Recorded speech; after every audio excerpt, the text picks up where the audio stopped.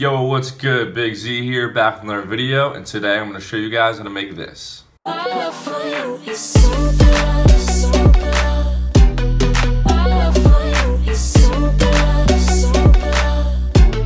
My love for you is super, super. My love for you is super, super.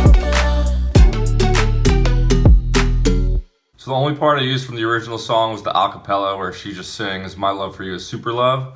Other than that, it was a pretty tough remake because WHETHAN uses some really unique sounds, and it's hard to remake any of his stuff. But I gave it my best try, so let's jump right into it. As always, all the MIDI files and serum patches will be linked down below. So let's start with the lead sound, and this is what gives the song a really unique groove. It's because some of these notes here are way off the grid and lag way behind the grid where they should be, and it gives the song a cool groove.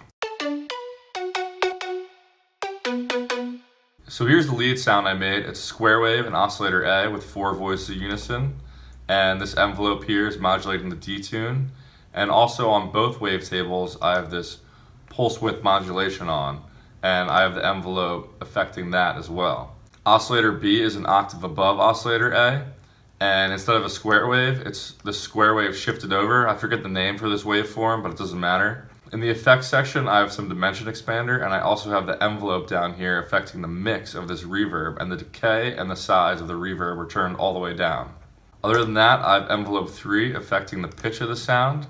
And I've gone over this in a ton of other videos, but the way you do that is go into the matrix tab, go to envelope 3 as your source. You can move the value to whatever you like. In this case, I thought 31 sounded good. Then you go down to global and select master tune as your destination.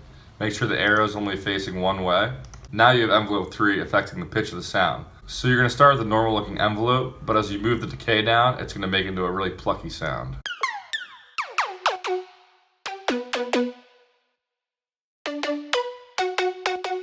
And you just want a subtle effect on there.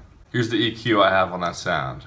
There's this really low in the mix flute layer I have beneath that sounds like this. And here's the EQ I have on that flute sound. So in the background, to give the song its rhythm, there's these really weird sounding chords going on. And I was having trouble remaking them with a synth. So what I found out I could do was sample a cowbell, as weird as it is, and make it into that sound. So here's the cowbell sound by itself. Just a normal cowbell. So I sampled that in Logic's sampler, and then I played these chords with it.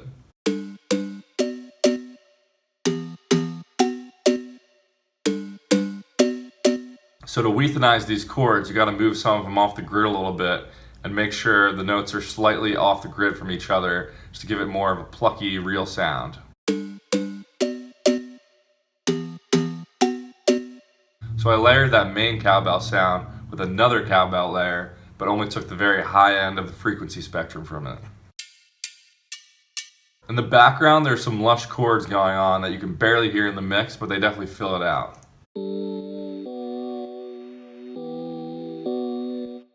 How I made this was just 2 sine waves, except I used pulse width modulation on both of them and affected that with the envelope here. And I also affected the D tune of oscillator A, which has 6 voices with the envelope. Again, you can barely hear it in the mix. So the bass is just a basic 808 I sampled. If you're on a laptop or a phone, you won't be able to hear this, but this is what it sounds like.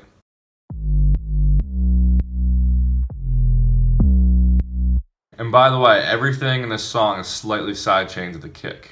Alright, that's it for this one. Make sure to follow me on Instagram below to stay up to date with what I'm doing, and check out my own music on Spotify as well too. Other than that, I'll catch you guys in the next video. Peace. My love for you is super.